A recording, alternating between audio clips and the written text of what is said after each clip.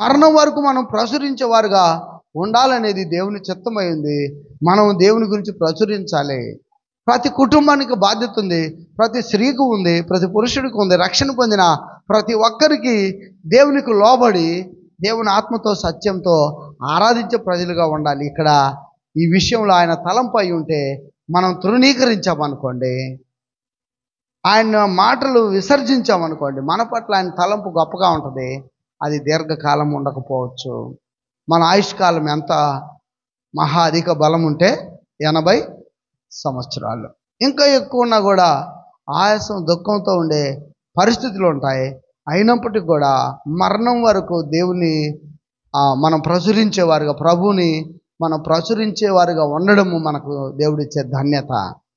కలహాలతోటి, సమస్యలతోటి, ఏమండి, కుటుంబంలో గొడవలు, బయట గొడవలు, నోరు తెరిస్తే సహించలేకపోవడం, ప్రతి వారితో గొడవ పెట్టుకోవడం, ఈ లోకంలో జరుగుతున్న పరిస్థితి. సాయంత్రం అయ్యేసరికి ఒక కుటుంబం సంగతి మరొక కుటుంబానికి ఒక వినోదంగా మారిపోతున్నాయి. ఏమండి, తల్లిదండ్రులు కొట్టుకుంటుంటే ఆ పిల్లలు వాళ్ళు రోడ్డు మీదకి వచ్చి నిలబడి ఎంతో బిక్కు బిక్కు అని భయంతో వణికిపోతూ ఉంటే, మరి వాళ్ళు చేరదీసేది ఎవరు? వాళ్ళ భవిష్యత్తు ఏంటి? దేవుని తలంపు ఏంటో తెలుసా? మనము మన కుటుంబంతో కలిసి ఆరాధించి స్తుతించి ఆయన చెప్పిన మాట ప్రకారము భార్య భర్తను, భర్త భార్యను, పిల్లలను ప్రేమిస్తూ ఎంతో సంతోషంగా మందిరంలో ఆరాధించాల్సి ఉంది. కానీ ఆయన వాక్యాన్ని విడిచిపెట్టామనుకోండి, ఏమవుద్ది? పరిస్థితులన్నీ మారిపోతాయి. భయంకరమైన అనుభవాలు ఉన్నాయండి. చావును కోరుకుంటున్నారు ఇప్పుడు. ఎందుకంటే ఇది నేను భరించలేను అంటున్నారు. అయితే దేవుని చిత్తం అది కాదు. దేవుని చిత్తం ఏంటంటే దేవునిని బట్టి కుటుంబాన్ని ప్రేమించాలి, దేవునిని బట్టి భర్తను ప్రేమించాలి, దేవునిని బట్టి భార్యను ప్రేమించాలి, దేవుడు చెబుతున్న వాక్యాన్ని బట్టి పిల్లలను ప్రేమించాలి. తల్లిదండ్రుల పట్ల పిల్లలు విధేయత చూపించేవారుగా ఉండాలి. కొందరు కొట్టేస్తున్నారు. భోజనం పెట్టేటువంటి తల్లిదండ్రుల్ని, పెంచుతున్న తల్లిదండ్రుల్ని సాయంకాలానికి భయంకరంగా బాధ పెడుతున్నారు. చాలా సంఘటనలు జరిగాయి ఇటువంటివి. 2004లో హైదరాబాద్లో ఒక వార్త మేము చదివాం. ఏంటంటే తల్లిదండ్రులే కొడుకును చంపించారు. పోలీసు వాళ్ళు ఆశ్చర్యపోయారు. ఏంటంటే సాయంత్రానికి చాలా బాధ పెట్టి బాగా కొడతాడు. రోజు ఈ విధంగా దెబ్బలు తినే బదులు ఇతను చనిపోతే బాగుండని డబ్బు ఇచ్చి మరీ చంపేపించారు. అంటే ఇవన్నీ కూడా ప్రతి నిత్యము కుటుంబాలు జరుగుతున్నాయి. అయితే మన కుటుంబం పట్ల దేవుని యొక్క సంకల్పం వేరుగా ఉంది. అందుకే యెహోషువ అంటాడు, నేనును నా ఇంటి వారును యెహోవాను సేవిస్తాము. మీరు ఎవరిని సేవిస్తారో మీ ఇష్టం.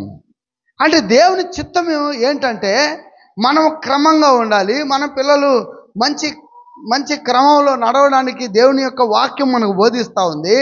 మనం నిర్లక్ష్యమైన కుటుంబాలుగా ఉండకూడదు. ఇతరుల కుటుంబాలకు మన కుటుంబాలు వినోదాన్ని ఇచ్చేవి గాను, మొదలైంది బాబు, ఇంకా సాయంత్రం అయిందిగా, మొదలైందని నవ్వుకునేటట్టుగా నవ్వులాటగా మన కుటుంబాలు ఉండటానికి దేవుడు పిలవలేదు. ఈయనను రాజుగా నియమించాడు. రాజుగా నియమిస్తే తనకు ఆజ్ఞాపించని సంగతుల్లో తలదూరుస్తున్నాడు. దేవుని పనేగా, దేవుని మాటలేగా. లేదు, సంఘంలో నువ్వు ఆరాధించు, నీకు ప్రభు ఇచ్చిన సమయాన్ని బట్టి పాడు, దేవుని గణపరచు, పరిచర్య చేయాలంటే పరిచర్య చేయి, నీ మట్టుకు నువ్వు జాగ్రత్త కలిగి ఉండవు. మరలా ఇంకో పనిలో జోక్యం చేసుకొని నువ్వు దేవుని ఆజ్ఞను తృణీకరించొద్దు. ఏ విషయంలో ఆయన కష్టపెట్టకూడదు. కష్టపెట్టామనుకోండి, సౌలును దేవుడు తృణీకరించాడు. సదాకాలం ఉండాలనుకున్నాడు, ఆయన తలంపది. కానీ ఆయన సౌలు రాజు తన సొంత ప్రవర్తనను బట్టి, దేవుని ఆజ్ఞను దాటివేయడం బట్టి నష్టాన్ని తెచ్చుకుంటున్నాడు. ఇంకా చూడండి, ఇక్కడ దేవుని యొక్క వాక్యాల్లో మనము మొదటి సమూయేలు గ్రంథము 15వ అధ్యాయము 11వ వచనము, 17వ వచనము, 22 వచనాల్లో కూడా ఈయన గురించి ఈ విధంగా రాయబడింది ఏంటంటే, ఆయన దేవుని తలంపులను అనుసరించేవాడుగా లేడు. దేవుని తలంపులను అనుసరించేవాడుగా లేడు. 15వ అధ్యాయం 11వ వచనం చూడండి, మొదటి సమూయేలు గ్రంథంలో. కాబట్టి చూడండి, దేవుని చేతిలో పడడం భయంకరం అండి. అయితే దేవుని ఆజ్ఞను అనుసరించకపోతే మన జీవితాలు సౌలు రాజులాగా ఒక అలవాటు అవుద్ది. ఆ అలవాటు ఏంటంటే, ఈయన బలిపీఠం కడతాడు. మొట్టమొదటి బలిపీఠం కట్టాడు దేవుని కొరకు సౌలు రాజు. చూడండి 14వ అధ్యాయం మొదటి సమూయేలు గ్రంథము 35వ వచనాన్ని చూడండి. ఈ పరిస్థితుల్లోనే సౌలు రాజు తనకున్న తలంపును బట్టి నడుస్తున్నట్టున్నాడు. దేవునేమో ప్రార్థిస్తున్నట్టే ఉంటాడు, దేవుని మాట వింటున్నట్టే ఉంటాడు, కానీ తాను దేవుని అనుసరించేవాడుగా కనపడలేదు. ఒకవేళ ఈ ప్రమాదం ఉంది మన కుటుంబాల్లో. ఒకవేళ చూడండి, మీరు ఎట్లా దేవుని వాక్యాన్ని వింటున్నారు, ఏ విధంగా నీ కుటుంబం దేవుని ఆరాధిస్తుంది, నీ పిల్లలు ఏ విధంగా దేవుని ఆరాధిస్తున్నారు, నీ కుటుంబంలో ఉన్న వాళ్ళందరూ దేవునికి ఇష్టంగానే ఆరాధన కొనసాగిస్తున్నారా, దేవుని మాటలు అనుసరిస్తున్నారా? అయితే అనుసరిస్తే మంచిది, మన కుటుంబాలు వర్ధిల్లుతాయి, వృద్ధి చెందుతాయి. ఆయన ఇప్పుడు చెప్పుకుంటూ వచ్చాడు. ఏంటి? యోనాతాను, ఇస్వి, మెల్కుషువ, మేరబు, మీకాలు, ఇట్లా పేర్లు చెప్పుకుంటూ వస్తున్నాడు. చూడు ఎంతగా జ్ఞాపకం చేసుకుంటున్నాడు దేవుడు ఆ కుటుంబాన్ని. మనదే ఉందలే, ఇంత ఊర్లో నా కుటుంబం ఏముందలే, నా పిల్లలు ఏముందలే, నన్నెవరు పట్టించుకుంటారు, అసలు నన్ను పిలిచేవారు లేరని చెప్పుకునే కుటుంబాలు ఉన్నాయి. నిజమే, మనుషులు మర్చిపోతారేమో కానీ కుటుంబాలను దేవుడు మర్చిపోలేదు. పిల్లల్ని ఇచ్చింది దేవుడే, మనల్ని పుట్టించింది ఆయనే. ఆయన జీవము గల దేవుడు. ఆయనకు మన పట్ల ప్రత్యేకమైన ఆలోచన, తలంపు ఉంది. చూడండి అక్కడ ఆ విషయాన్ని మనం జ్ఞాపకం చేసుకుందాం. 35వ వచనం, మరియు సౌలు యెహోవాకు ఒక బలిపీఠమును కట్టించెను. యెహోవాకు అతడు కట్టించిన మొదటి బలిపీఠము చూడండి. మైకులు చెప్పు, నా పేరు ఏంది ఈరోజు మా ప్రాంతాల్లో అంటూ కొంతమంది, నేను 1000 రూపాయలు ఇచ్చాగా, అదేంది మైకులు వినపట్టలేదు, నేను మందిరాన్ని గేట్లు చేపించానుగా. అది మందిర విషయంలో అన్నీ చేస్తారు, కానీ కొందరు ఆయన చెప్పినట్టు రక్షణ పొందరు. పాపక్షమాపణ పొందుకొని నీతిమంతులకు ఈ లోకంలో జీవించడానికి వారి కళ్ళు మూయబడ్డాయి. వారు దానికి అసలు సహకరించట్లేదు. కాబట్టి దేవుని తలంపు ఏంటంట, సదాకాలము ఇప్పుడు క్రీస్తు ద్వారా దేవుని తలంపు ఏంటంటే, క్రీస్తు ప్రభువారు ఎక్కడైతే ఉంటున్నాడో ఆ నిత్య రాజ్యంలో, ఆ పరలోక పట్టణంలో ఆయన మనల్ని కూడా తనతో పాటు ఉంచాలని ఆయన తలంపు. అందరూ రక్షణ పొందాలని ఆయన ఆలోచన. అందుకే అందరి కొరకు ఆయన మరణించాడు, కానీ పాప విమోచన కొందరికి మాత్రమే ఉంది ఆయన ఆజ్ఞాపించిన మాట ప్రకారం. చూడండి మార్కు సువార్త 16వ అధ్యాయము 15-16 వచనాలు అంటాడు, నమ్మి బాప్తిస్మం పొందినవాడు రక్షణ పొందుతాడు, నమ్మని వానికి శిక్ష విధించబడుతుంది. దేవుని సంకల్పము క్రీస్తు ద్వారా.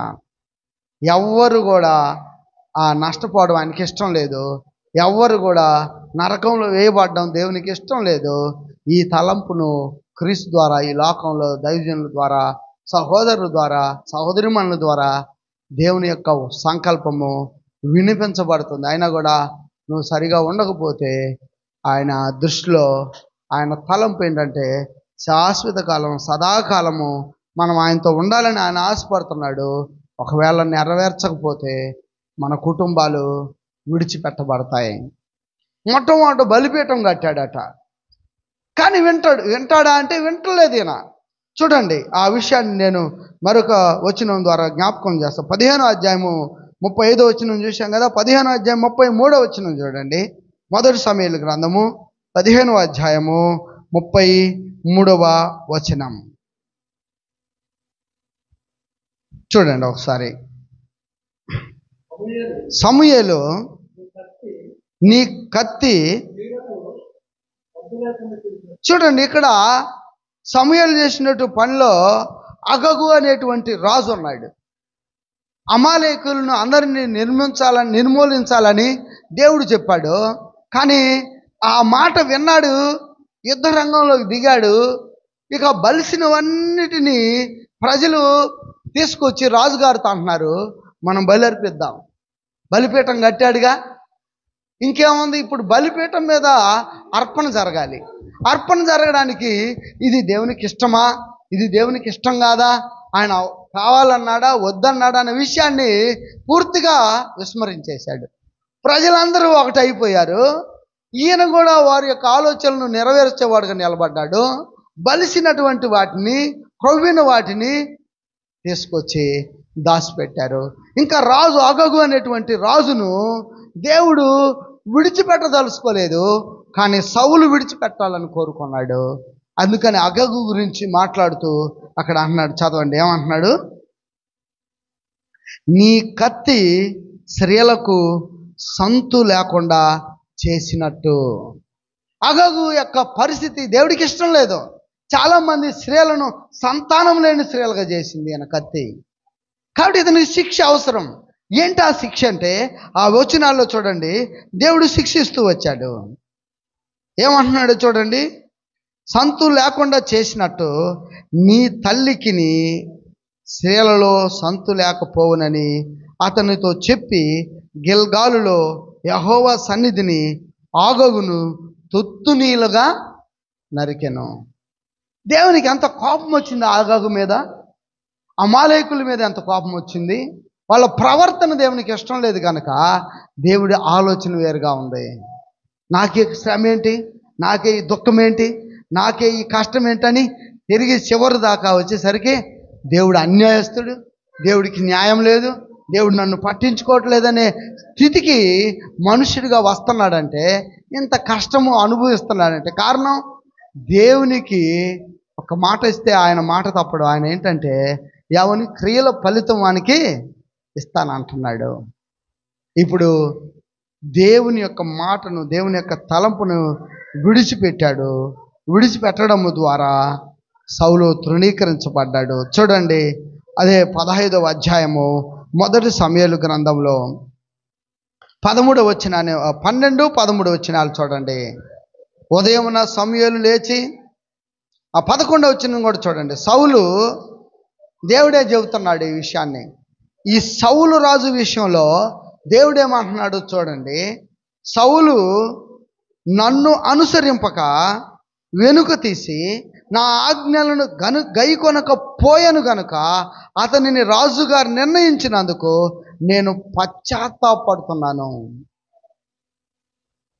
ఇంకా చూడండి 22వ వచనం అదే 15వ అధ్యాయంలో, అందుకు సమూయేలు తాను సెలవిచ్చిన ఆజ్ఞను ఒకడు గైకొనుట వలన యెహోవా సంతోషించినట్లు ఒకడు దహన బలులను అర్పించుట వలన ఆయన సంతోషించున, ఆలోచించుము, బలులు అర్పించుట కంటే ఆజ్ఞను గైకొనుటయు, పొట్టేళ్ల కొవ్వు అర్పించుట కంటే మాట వినుటయు శ్రేష్టము. దైవజనుడు చెబుతున్నాడు సౌలు రాజుతోటి, అయ్యా నువ్వేమో అన్ని చేసినాను అనుకుంటున్నావు, ఇంకా గెలిచామని ధ్వజము పెట్టాడు, ఇంకా నేను దేవుని మాట నెరవేర్చానుగా అనుకుంటున్నాడు. కానీ దేవుని అనుసరించకుండా ఉండేవాడుగా నిలబడ్డాడు. దేవుడు అతన్ని రాజుగా చేసినందుకు ఎంతగానో బాధపడ్డాడు. అంటే ఈ జన్మ మనకిచ్చినందుకు, మనకు ఒక కుటుంబాన్ని ఇచ్చినందుకు, మనం ఈ ఊరిలో ఒక ప్రత్యేకమైన మనుషులుగా దేవుడు ఏర్పాటు చేసుకున్నందుకు, మన క్రియల ద్వారా, మన ప్రవర్తన ద్వారా మనం ఆయనకు దుఃఖాన్ని కలిగిస్తే ఎలా ఉంటుంది చెప్పండి. అసలు వీళ్ళు పుట్టకపోయి ఉంటే బాగుండేది అని దేవుడే అనుకునేదాకా మన ప్రవర్తన ఉండకూడదు. ప్రవర్తన ఏదైనా అటువంటి పరిస్థితులు ఉంటే మార్చుకోవాలి. ఒకవేళ అటువంటి తలంపు ఉంటే ఆయన మాటను కాదని ఇంకొక విషయంలోకి మనం వెళ్ళకుండా జాగ్రత్త పడాలి. మనం నమ్మకస్తులుగా ఉంటున్నాం, నమ్మకస్తులుగానే కొనసాగుదాం. ప్రార్థన పరులుగా ఉన్నాం, ప్రార్థన జీవితాన్ని కొనసాగిద్దాం. ఇంకెవరి మాట కాదు, దేవుని ఆజ్ఞను మీరకుండా ముందుకు కొనసాగితే తప్ప ఈ గ్రామంలో నీ కుటుంబానికి ఒక ప్రత్యేకత అనేది ఉంటుంది.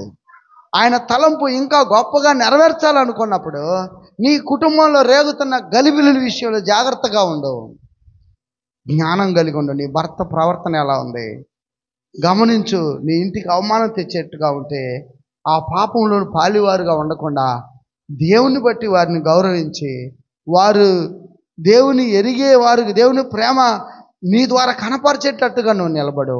ఇదిగో నీ భార్య ప్రవర్తన సరిగా లేదంటే నీవు దేవుని ప్రేమ కలిగి దేవుని ఎదుట నీవు సరిగా నడుచుకుంటూ నీ కుటుంబాన్ని సరి చేసుకుంటూ వెళ్ళాల్సిందే. అంతేగాని దాన్ని వీధుల్లో ఉంచకూడదు, నిర్లక్ష్యంగా ఉండకూడదు. భార్య పట్ల భర్త పట్ల ఎంత బాధ్యత ఇచ్చాడో అది చేయాల్సిందే. పిల్లల పట్ల ఎలా ఉండాలో అది చేయాల్సిందే. పిల్లలుగా తల్లిదండ్రుల పట్ల ఎలా ఉండాలో అలా నిర్వర్తించకపోతే కుటుంబాలు నష్టపోతాయి. దేవుని తలంపు చెరిపేవారు అయిపోతాం. ఎంత చెప్పినా సౌలు మాత్రం దేవుని అనుసరించలేదని రాయబడింది. 15వ అధ్యాయం చివరి వచనాలు 35వ వచనం చూస్తే అక్కడ సౌలు బ్రతికిన దినములన్నిటను సమూయేలు అతన్ని దర్శింప వెళ్ళలేదు, కానీ సౌలును గురించి దుఃఖాక్రాంతుడాయను. మరియు తాను సౌలును ఇశ్రాయేలుల మీద రాజుగా నిర్ణయించినందుకు యెహోవా పశ్చాత్తాపడ్డాడు. ఇదంతా ఎవరి గురించి రాయబడిందంటే దేవుడు ఏర్పాటు చేసుకున్నటువంటి సౌలు, దేవుడు అభిషేకించినటువంటి సౌలు, దేవుడు జ్ఞాపకం చేసుకొని సౌలుకి ఇచ్చిన కుటుంబం అంతా కూడా సౌలును అనుసరించేదిగా ఉండటానికే సౌలు ఇష్టపడ్డాడు. కానీ ఎన్నడూ కూడా అయ్యా మనం అందరం దేవుణ్ణి అనుసరించాలి అని చెప్పడానికి అతను పరిధి దాటిపోయాడు.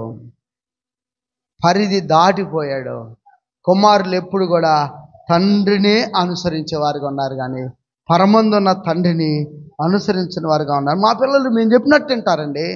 మా పిల్లలు అసలు మా మాట దాటిపోరండి. మంచిదే. మీ పిల్లలకు నువ్వేం చెబుతున్నావు?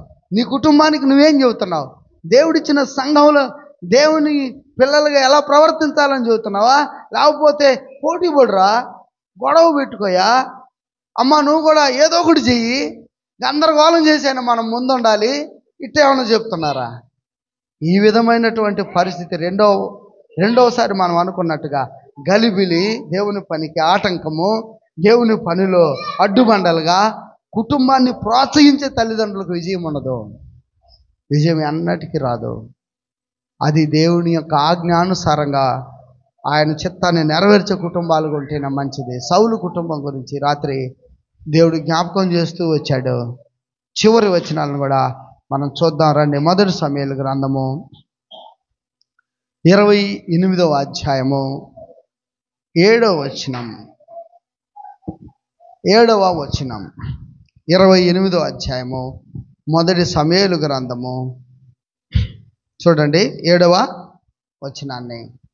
ఇప్పుడు సమూయేలు పరిస్థితి ఎలా ఉందంటే, సమూయేలు పరిస్థితి ఎలా ఉందో చూడండి. ఎలా ఉంది సమూయేలు పరిస్థితి? 28వ అధ్యాయము 7వ వచనాన్ని చూడండి.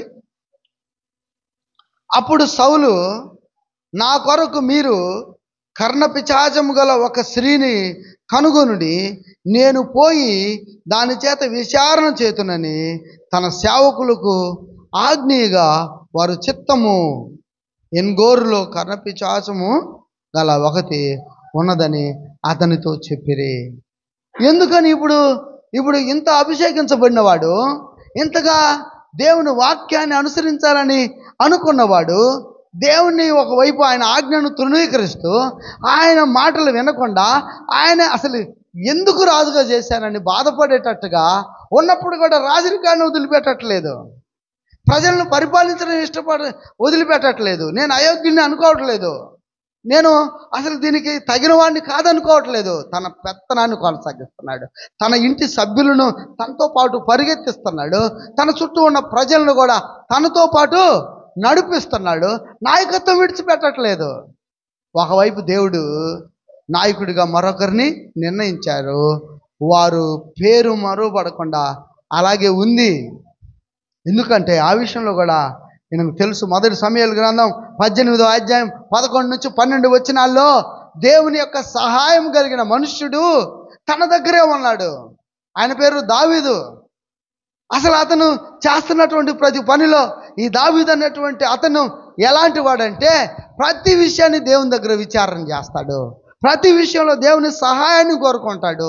ఎంతో తగ్గించుకుంటున్నాడు. ఎంతో నమ్మకస్తుడిగా నిలబడ్డాడు. చదవండి అక్కడ. అయితే సౌలు ఈ విషయాన్ని గమనిస్తున్నాడు. ఒకసారి ఈటతో చంపాలని 1-2 సార్లు ప్రయత్నం చేశాడు. దేవుడు తప్పించాడు. అది చూసినప్పుడు సౌలుకు దావీదంటే భయం పుట్టింది. మనుషుని చూసి భయపడుతున్నాడేమో కానీ దేవుని విషయంలో భయం లేదు సౌలుకి. మనం కూడా వాళ్ళేమనుకుంటారు, వీళ్ళేమనుకుంటారు, ఇంకా దేవుని పిల్లలు ఏమనుకుంటారని అనుకుంటారు. కానీ నిజంగా మనపై ఉన్న జీవము గల దేవుని చేతిలో పడితే అది ఎంత భయంకరం అనే భయము కొందరికి పుట్టకపోవడం అనేది అది చాలా విషాదకరం. ఈ విషయాలు నిన్ను నన్ను కదుపుతూ ఉంటాయి. కుటుంబాలను ఒక విధంగా అవి ఇబ్బంది పెడతా ఉంటాయి. అయితే ప్రత్యేకంగా దేవుని చిత్తం వేరు. చూడండి ఎక్కడికి వచ్చాడు ఇప్పుడు. కర్ణపిశాచాల కోసం కర్ణపిశాచం పట్టిన స్త్రీల కొరకు ఎదురు చూస్తూ ఉన్నాడు. ఎందుకని ఆయనకు ఆ దుస్థితి వచ్చిందంటే, చూడండి ఎందుకు వచ్చిందంటే ఆయనకు ఆ దుస్థితి వచ్చింది. మరి ఎలా వచ్చింది చూడండి, అక్కడ చెప్పబడింది. ఆయన ప్రార్థన చేస్తాడు కానీ దేవుడు వినడు. చూడండి 3వ వచనం చూడండి, 28వ అధ్యాయం. సమూయేలు మృతి పొందగా ఇశ్రాయేలీయులు అతని గురించి విలాపం చేసి రామాను అతని పట్టణంలో అతన్ని పాతిపెట్టి ఉండిరి. మరియు సౌలు కర్ణపిశాచం గలవారిని చిల్లంగి వారిని దేశంలో నుండి వెళ్ళగొట్టి ఉండెను. ఫిలిష్తీయులు దండెత్తి వచ్చి షూనేములో దిగగా సౌలు ఇశ్రాయేలీయులందరినీ సమకూర్చెను. వారు గిల్బోవలో దిగిరి. సౌలు ఫిలిష్తీయుల దండును చూసి మనసునందు భయకంపమునుంది. యెహోవా యొద్ద విచారణ చేయగా యెహోవా స్వప్నం ద్వారానైనను ఉరీము ద్వారానైనను ప్రవక్తల ద్వారానైనను ఏమీ సెలవీయకుండెను. ఇప్పుడు ఆయనకి ఇష్టం లేదు సౌలు మనవి చేస్తుంటే ఆ మనవి వినడం దేవునికి ఇష్టం లేదు. ఇప్పుడు మన జీవితాలు ఎలా ఉంటాయి చెప్పండి. అట్లా ఉంటే ఎన్నిసార్లు మొరపెట్టిన దేవుడు సమాధానం ఇవ్వలేదనుకోండి, సహాయం చేయలేదనుకోండి, మన కుటుంబాలు ఎలా ఉంటాయి. సౌలుకు అది దొరకకపోయేసరికి ఈ దారి ఎంచుకున్నాడు. మా ప్రాంతాల్లో మేము చూస్తూ ఉంటాం, మధ్యాహ్న కాలం ముందు పిలిపించుకుంటారు, బుర్ర కొట్టి ఆయన్ని. ఎందుకు? ఇంట్లో దయ్యం పట్టిందంట, ఆ సంవత్సరం ముందు మారు మనసు పొందింది. ఇప్పుడు ఇంటికి ముందే చెబుతారు, ఇదిగో మా ఇంటికి ఆయన వస్తున్నాడు, రోడ్డు మీద ఎవరు తిరగకూడదంట. మా పిల్లలు వచ్చి మాతో అంటున్నారు, నేను ఇప్పుడు నువ్వు పొమ్మన్న పోను అంటున్నారు, కొట్టు దగ్గరికి వెళ్ళరా అంటే. ఎందుకంట వాళ్ళ ఇంటికి ఎవరో వచ్చారు. ఎవరన్నా రోడ్డు మీద తిరిగితే ఏమైపోతారంట. ఆ పని చేయించుకునేది ఈ మారు మనసు పొందినటువంటి పాపక్షమాపణ పొందిన స్త్రీ అంటే ఎంత ఆశ్చర్యంగా ఉండదు చెప్పండి. ఈ దుస్థితి ఎందుకు వచ్చిందంటే ఆయన లేకపోతే ఎవరుంటారు మనలో? గుడి గోడలలో లేడు దేవుడు, గుండె గుడిలో ఉన్నాడు చూడు. బడి బండలలో లేడు దైవత, బ్రతుకు బడిలో ఉన్నాడు చూడు. ఆత్మస్వరూపి నీలో దేవుడు. అప్పుడు సౌలుకు పట్టిన గతి ఇప్పుడు కొందరు దేవుని పిల్లలకు పడుతుంది. ఒకవేళ నీ ఇంటి దాకా ఆ పరిస్థితి తీసుకొచ్చావంటే నువ్వు దేవుని చేత కనికరించబడ్డా అంటే ఇంకా అది దేవుని చిత్తమే. ఆయన బహు బలమైన దేవుడు, ఆయన జీవము కలిగిన వాడు, సమస్తాన్ని చేసిన వాడు, సమస్తాన్ని చేయగలిగిన వాడు. నీ కుటుంబాన్నే ఊర్లో ఎందుకు విడిచిపెడతాడు? దయ్యాలకు ఎందుకు అప్పగిస్తాడు? అపజయానికి ఎందుకు ఇస్తాడు? ఆహారం లేకుండా ఎందుకు ఉంచుతాడు? ఆలోచించండి. నీ సొంత అభిప్రాయమే, నీ ఆలోచనే ఇంత పని చేస్తూ ఉంది. ఆరాధిస్తావు కానీ ఆ నడుముకున్న ఆ మంత్రగాడు కట్టిన తాయెత్తును తీయడానికి ఇష్టం ఉండదు కొందరికి. అటువంటి జీవితాలు ఉండకుండా ఉండాలని రాత్రి నేను జ్ఞాపకం చేస్తున్నా. ఇంకొక దాని కొరకు ఒకరిని, మరొక దాని కొరకు మరొకరిని ఆశ్రయించాల్సిన అవసరం కలిగినటువంటి పరిస్థితి లేదు. ఎందుకంటే మన దేవుడు జీవము కలిగిన దేవుడు. ఆయన చేతిలో అవిశ్వాసులుగాను, నమ్మకం లేని వారుగాను, బలహీనులుగాను చిక్కుపోకూడదు. ఆయన తలంపులు అనుసరించిన వారుగా దొరికిపోయాడు సౌలు. అందుకనే చూడండి 29వ అధ్యాయంలో ఈ మాటను నేను మీకు జ్ఞాపకం చేస్తున్నాను. చూడండి 17వ వచనం నుంచి 28వ అధ్యాయం మొదటి సమూయేలు గ్రంథంలో, యెహోవా తన మాట తన పక్షముగానే నెరవేర్చుచున్నాడు. నా ద్వారా ఆయన సెలవిచ్చినట్టు నీ చేతి నుండి రాజ్యమును తీసివేసి నీ పొరుగువాడైన దావీదునకు దాన్ని ఇచ్చి ఉన్నాడు. యెహోవా ఆజ్ఞకు నీవు లోబడక అమాలేకీయుల విషయంలో ఆయన తీక్షణమైన కోపం నెరవేర్చకపోయిన దానిని బట్టి యెహోవా నీకు ఈవేళ ఈ ప్రకారము చేస్తున్నాడు. యెహోవా నిన్నును ఇశ్రాయేలుల ఫిలిష్తీయుల చేతికి ఇశ్రాయేలులను ఫిలిష్తీయుల చేతికి అప్పగించును. యెహోవా ఇశ్రాయేలుల దండును ఫిలిష్తీయుల చేతికి అప్పగించును. రేపు నీవును నీ కుమారులను నాతో కూడా ఉందురని సౌలుతో చెప్పాను. నువ్వే కాదయ్యా, నీ కుటుంబం కూడా ఎక్కడ ఉంటుందంటే మరణాన్ని పొందుకుంటారు. ఏం నేర్పిస్తున్నారు తల్లిదండ్రులుగా? ఇంత బాధ్యత ఇస్తే, ఇంత ఆయుష్నిస్తే, ఇంత క్షేమాన్ని ఇస్తే, కడుపు నిండా తినగలిగేటువంటి స్థితి ఇస్తే, ఎంతో క్షేమకరమైనటువంటి ఎండకు వానకు తప్పించుకోగలిగిన ఇల్లు, చదువుకోగలిగిన స్థితి ఎంత ఇస్తే దేవుడు ఏం చేశాడు అనుకోవడానికి ఏం లేదు. దీన్ని విడిచిపెట్టి మాంత్రికుల వైపు పరిగెత్తే పరిస్థితి వద్దు. సోది చెప్పేవారి దగ్గరికి పరిగెత్తే పరిస్థితి దేవుని పిల్లలకు అవసరం లేదు. రక్షించుకొని ఆయన తన యొక్క ప్రాణం ఇచ్చిన ప్రభువైన క్రీస్తు యొక్క రక్తాన్ని శక్తి లేనిదిగా ఎంచుకునేది నువ్వు తప్ప. ఆయన రక్తంలో శక్తి ఉంది. ఆయన జీవము కలిగిన దేవుని కుమారుడు. ఆయన ద్వారా విమోచన ఉంది. అయితే చూడండి ఆ చివరి వచనాల్లో మొదటి సమూయేలు గ్రంథము చివరి అధ్యాయం 31వ అధ్యాయంలో చూడండి ఏమైపోయారంటే, వాళ్ళు 4వ వచనం నుంచి, సున్నతి లేని వీరు వచ్చి నన్ను పొడిచి అపహాస్యము చేయకుండానట్లు నీ కత్తి దూసి దాని చేత నన్ను పొడవమని తన ఆయుధములు మోయవానితో చెప్పగా అతడు భయం చేత అలాగూ చేయనొల్లకుండెను. కనుక సౌలు తన కత్తి పట్టుకొని దాని మీద పడెను. సౌలు మరణమాయనని అతని ఆయుధములు మోయవాడు తానును తన కత్తి మీద పడి అతనితో కూడా మరణమాయను. ఈలాగున సౌలును అతని 3 కుమారులను అతని ఆయుధములు మోయవారును అతని వారందరూ ఒక దినములోనే ఈ విధముగా, ఏ విధముగా, ఇంకా ఎవరో కాదండి, ఎవడు క్రియలు ఫలితం వాడు అనుభవిస్తాడని చెప్పినట్టు తన కత్తి మీద తానే పడ్డాడు. మరణం పొందడానికి ఇష్టపడ్డాడు. అప్పుడు కూడా అంటున్నాడు అన్యజనుల చేతిలో చావకూడదు అనుకుంటున్నాడు. కానీ ఎవరి చేతిలో చిక్కాడు?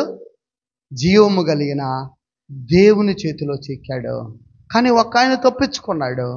ఆయన మనకు మొదటి దినవృత్తాంతంలో 28వ అధ్యాయంలో మనకు ఆయన కనపడతాడు. ఆయన గురించి ఒక మాట చూసుకొని ముగింపులోకి వెళ్ళిపోదాం. ఇవన్నీ ఎందుకు జ్ఞాపకం చేసుకుంటున్నామంటే, సంవత్సరం తర్వాత సంవత్సరం రాబోతుంది. 11 నెలలు జరుగుతూ ఉంది. 2024వ సంవత్సరం చివరి దశకు వచ్చాం. సంవత్సరాలు గడుస్తున్నాయి. ఆత్మీయంగా ఎంత కట్టబడాలో, ఎంత మేలు పొందాలో, ఎంత బలమైన దేవుని నువ్వు కలిగి ఉండాలన్న విషయాన్ని జ్ఞాపకం చేసుకోవడం మంచిదని.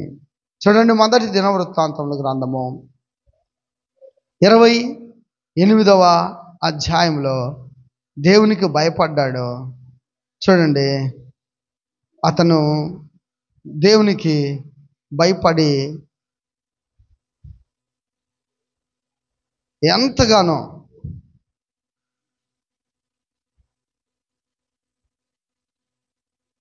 అక్కడ ఏం రాయబడి ఉంటుందంటే, ఈయన గురించి స్పష్టంగా రాయబడిందండి. చూద్దాము. ఏంటంటే ఆయనకు